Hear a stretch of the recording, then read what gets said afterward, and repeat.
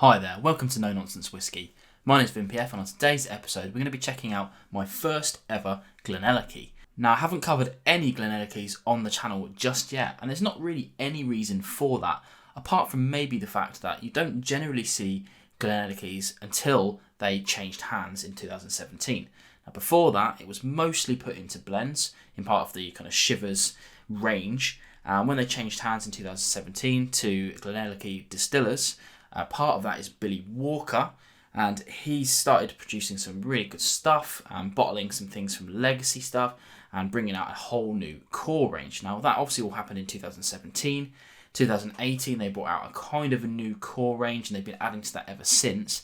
Now I'm skipping right ahead to the more recent release, which was in 2019, and this is the GlenAllachie 15 Years. A couple of things to note about this. Obviously this is a really deep colour, and I don't mind talking about the colour because it's clearly stated as natural colour and non-chill filtered, which are all things that we like. The funny thing about this is that on paper I really shouldn't like it. I'm not sure what the full term maturation has been in, but what I do know is it's been finished in a mixture of sherry casks, and that's some PX and Pedro Jimenez casks and some Oloroso sherry casks. And generally speaking, I'm not a huge fan of sherried whiskies. There are a few that I like, and there are a lot that I don't like that much. So when I first tried this, I think at a festival, I was really impressed with it and have obviously since picked up a bottle. Now this is a 46%er.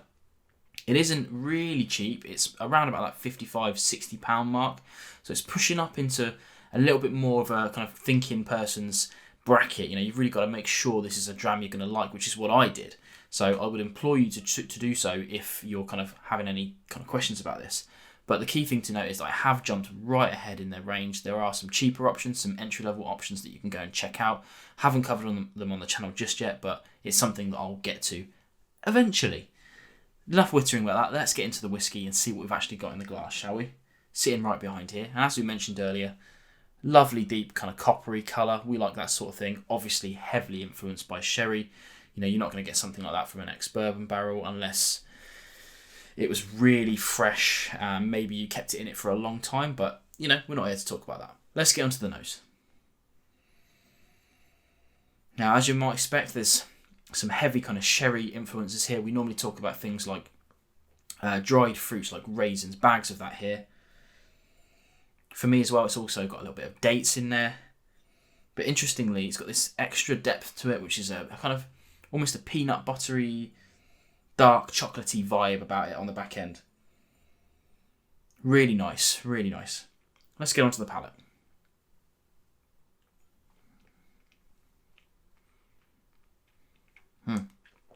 Now for me, it's more of those raisins, quite prominent actually, really juicy raisins. Quite spicy as well, there's some cloves in there, some ginger spice, and more of that chocolate on the back end. Now the finish is fairly long. I would categorise it as kind of medium in length. And for me, it kind of brings out an almost bitter, dark chocolate taste at the end, which is really lovely, especially if you like that sort of thing. Now, fans of the show will know that typically the reason why I struggle with sherried whiskies is that sometimes they have a little touch of sulphur to them, a little kind of gunpowdery sulphuriness that I don't really like. Pleased to report that this doesn't have any of that in it at all. Not even a kind of wee hint of it. So again, which is why I've picked up a bottle of this, and it's something you don't normally see on my shelf. I don't normally reach out and pick up these bottles until I've managed to try them. Something that I'm very impressed with. So yeah, although it's pushing that bracket a little bit high, about that kind of £55-60 mark, the value for money really is there. It isn't expensive in terms of what you're getting in the whiskey. If you like those sorts of things, those kind of not like overpowering sherry bomb notes, but you just want a kind of nice sherried whiskey, a little bit of spicy, something to think about.